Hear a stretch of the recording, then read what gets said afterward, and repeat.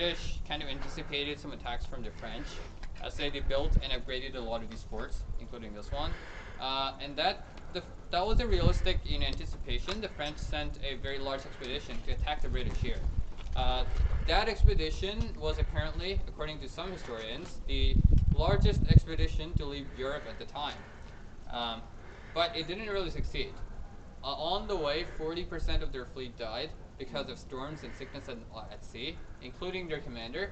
So that French fleet actually did come to Halifax, but they didn't fight, and they buried their commander, the Duc d'Anville, on this island actually. And then later on, when they got the fortress in Louisbourg back from the British, they took him out of his grave here and buried him there, which is where you'll find his grave today. Then later in the 1800s, the British thought they might get attacked by the United States because they were having a fight with the United States. So they upgraded all these forts again. This fort got a major upgrade around that time, which is what you see today. But again, that battle also just never came about. So it was built to kind of protect from initially French and then potentially a threat from America. But then those never materialized. It was all just built in advance, right? So since you guys are all looking on the tour, so in the tunnel, when the fort was operational in the 1860s and around that time period, they had their largest cannons in the tunnel, as well as their black powder and ammunition stores down there. So that's kind of what you'll see in the tunnel. But just a couple of things to just quickly note. Firstly, the tunnel has somewhat of a narrow space, but this is kind of as narrow as it gets. Some people don't like narrow spaces, so if you don't like that, you can just kind of step outside, talk to my colleagues. They can tell you more about the fort, show you some stuff around here. The other thing to note is that this is a guide-only area, meaning you always have to be with a tour guide inside the tunnel. If you are really interested in seeing some particular area of the tunnel, maybe the quickest way to do this is after the tour, talk to one of us, the staff members here, and ask if they can kind of show you that spot in particular. But yeah, any questions or comments before we get moving? All right, we're good to go then. All right.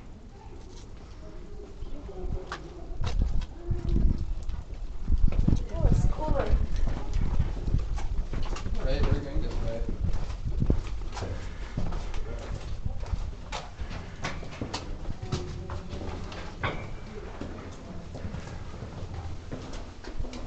Is this used for special events on any occasion or anything like that? Not really. The only special occasion the island is used for is cruise ship openings. Cruise ship openings. So those are just like regular days, but in the event that the island is closed, so let's say Tuesday, Wednesday, the island tends to be closed. If a cruise ship is coming in, there will be a special opening just for the cruise ship. But it's just going to be a regular day. Right. The island doesn't really have anything fun really going on in it. Okay. So, alright, so this tends to be our first stop on the tour, the old black powder storage area. So, historically, this room would be full of wooden barrels of black powder. And these would contain most of the black powder for all the cannons around the fort, but also for the rifles. Because rifle bullets have a black powder component on one end of it, at least rifle bullets of the 1800s. So when you pull the trigger, it strikes that black powder portion, causes the black powder to go off, and shoots your bullet in the first one. So you need black powder for rifles. And the thing about this room is that since this was intended to store black powder, it was designed accordingly.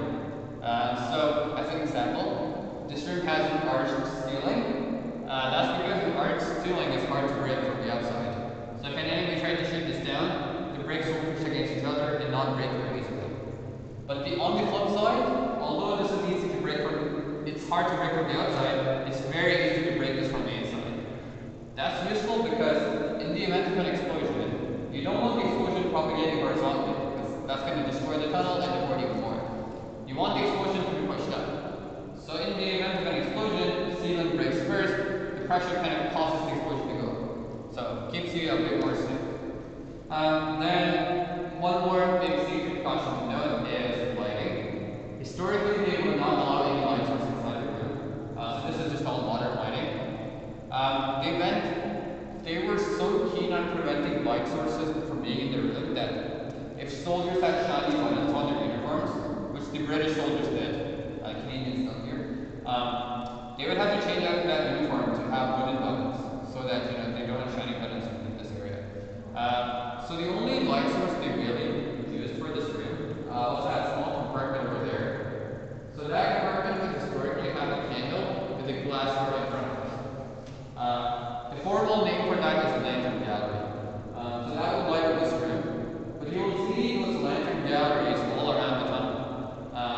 So that would be the lighting system for the tunnel. And a big reason for that is because there was black powder stored all around the tunnel as well. So they wanted to just make sure the tunnel's safe. Yeah, any questions about this area? Alright, if not, we'll keep moving.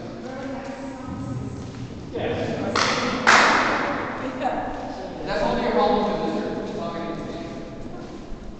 Yeah, there's no ever problem beyond the whatever. They could not have had much light to work with just a couple of tables, right? Sorry? They could not have had much light to work with, right? Yeah, they did not. The black powder stores are just, even like as the ones at the Citadel were also very dark. Yeah. They didn't really have it. Right. But at least here they had some light source, but at the Citadel they didn't have any. Right. So they worked in a lot of darkness as a result. And are these small things for ammunition as well? Correct. Okay. Yeah, I'm not familiar with this one. That's okay. Well, I kind of did this. Stop here for a moment. Yeah. Primary tracks. Alrighty. Okay. So there are small rooms that you saw along the way. Some of them were set to store black powder. So when black powder needs to be used for a rifle or cannon, it gets taken out of the barrel and put in small bags or bullets. And then it gets stored in one of the small rooms. The other thing those small rooms would store would be projectiles, like cannonballs. Now all the stuff that's stored down here is actually intended to be used by the cannons on top of the barrel. So they need some way to kind of send everything up. So in some of these rooms, like this one, they have a spot to like send everything up. But since these projectiles could be so heavy, to the extent that a projectile could be 400 pounds, they have these tramway tracks and tramways to kind of assist with transporting everything. So that's kind of what you're seeing over here. Otherwise, we'll keep moving. I guess this is where the thicker uniform comes in handy, right? Yeah. It's a little bigger. Yeah, but I like the color. It's not cool. Also, there's ventilation here. Okay. And it's not too cold here. I think it's just like you're right around cool. Yeah, right. Okay. Did they ever have any recorded accidents in here with powder going off? Not here, no. Okay. There were some at the Citadel, though. Okay. The very first year after Canada was founded, so in 1868, one of the cannons at the Citadel exploded when they tried to double load it. So. Alrighty.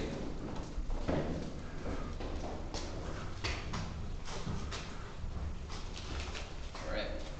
So, in this area, they would station soldiers to attack invading enemies. So right outside of here, they have a ditch that goes all around the fort. And if someone was to try and invade the fort, they have to first cross the ditch to get inside. When they're in the ditch, there would be soldiers here firing at enemies and shooting and trying to kill them.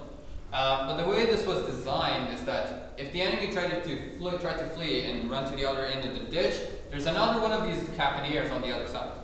So the ditch is kind of meant to be this death trap.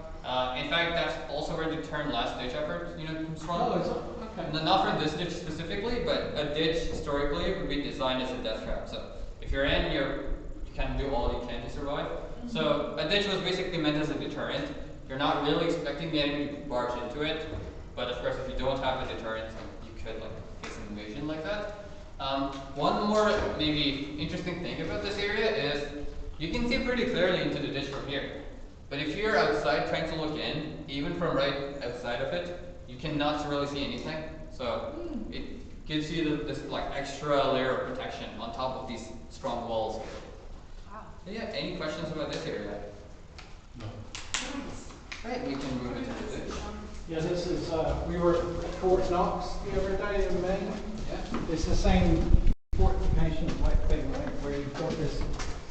dry ditch with, the gun openings on either end to try and catch the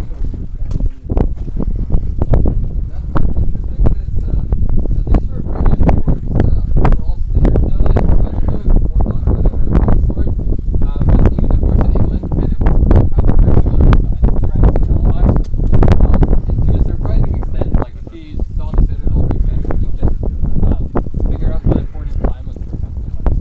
I think if I read the plaque correctly over there, that design actually came from Europe, right? So I think they obviously settlers who came over this way built using what they were used to, right? Yeah, you'd have a bit of a problem if you were caught in here, wouldn't you? Yeah. I mean, the British and also kind of learned from some of the other Europeans as well.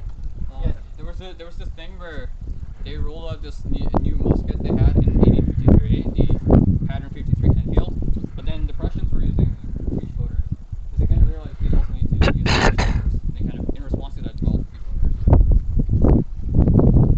That's where we're gonna go. Yeah. Yeah, first. Where you go?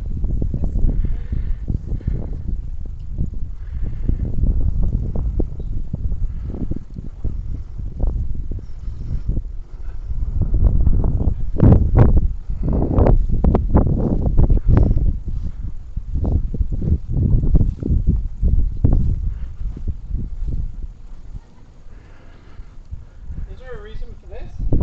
Yeah, so this is their water filtering system.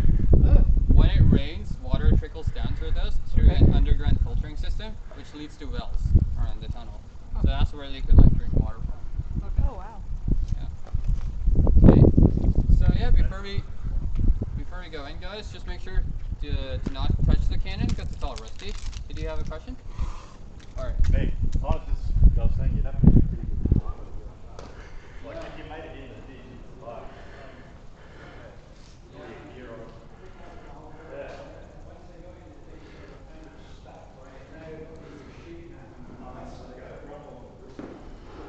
I mean, I actually do climbing, so I do think that would be a fun thing to attempt. But beware that some of the top climbers in the world fail to climb stuff like that. So you might fall off. yeah, you don't want to be in the ditch. No. Oh wow, look at this. Huge. Yeah.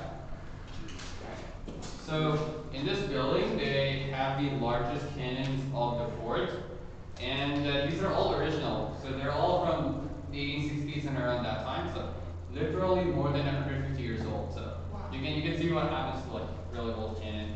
All you can get from this is diseases now, but like back in the day, these would be useful.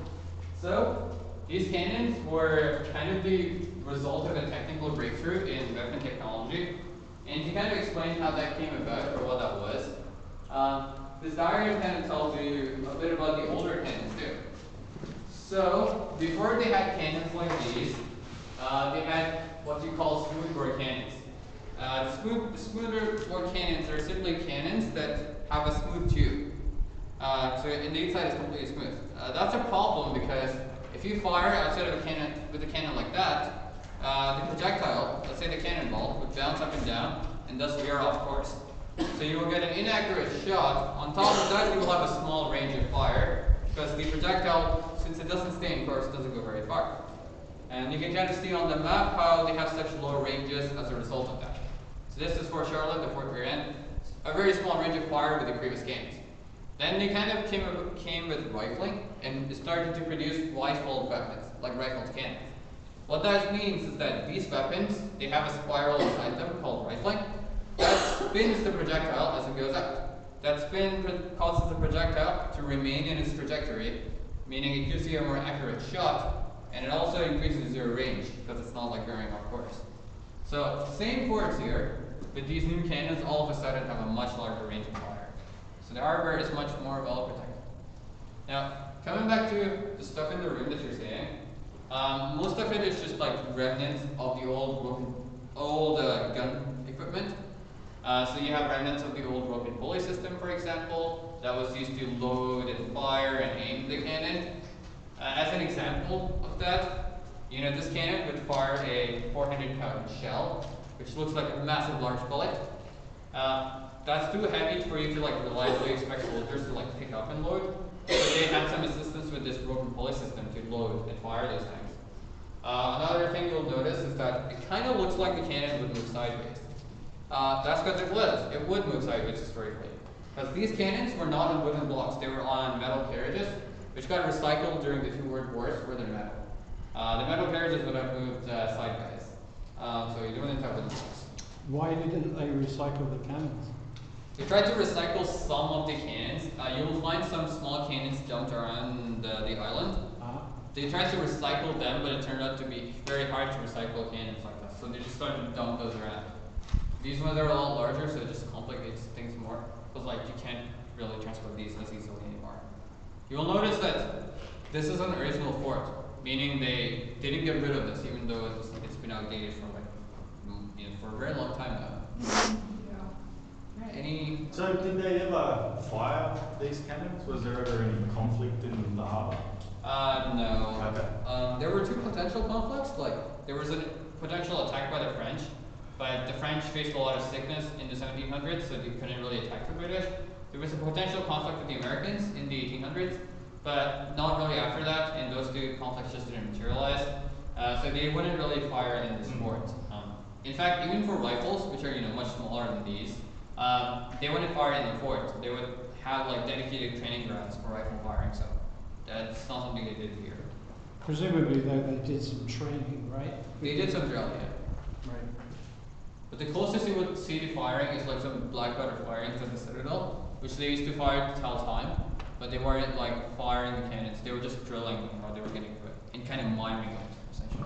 How did they get this sort of stuff up this high? They didn't really no, they would place the cannons first and then build the fort around it.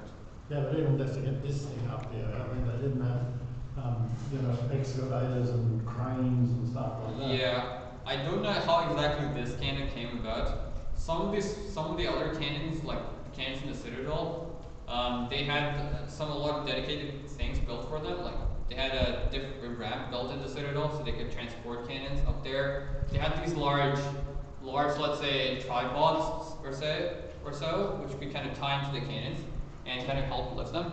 You'll notice the cannon has like this hook. One of the reasons for that hook-like thing is to kind of help carry the cannon as well. So those were some things that were done to lift cannons. I don't know what exactly got done with this one. But the fort was built around this one, I do know. Wow. Right. Alright, so we'll head up and take a look at, let's say, like the last stop of the tour and also like the latest technology this fort ever had.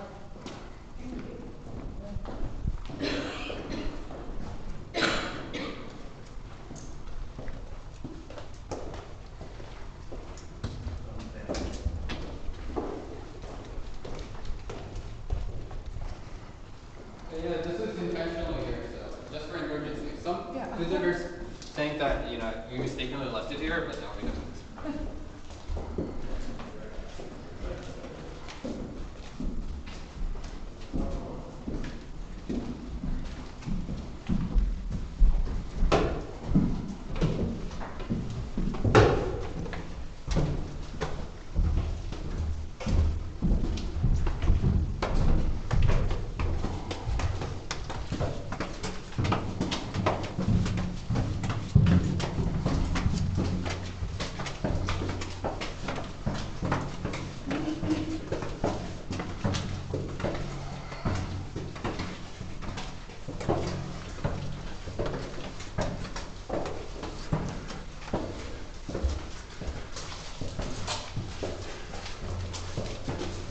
That's the well they used to create traffic as well.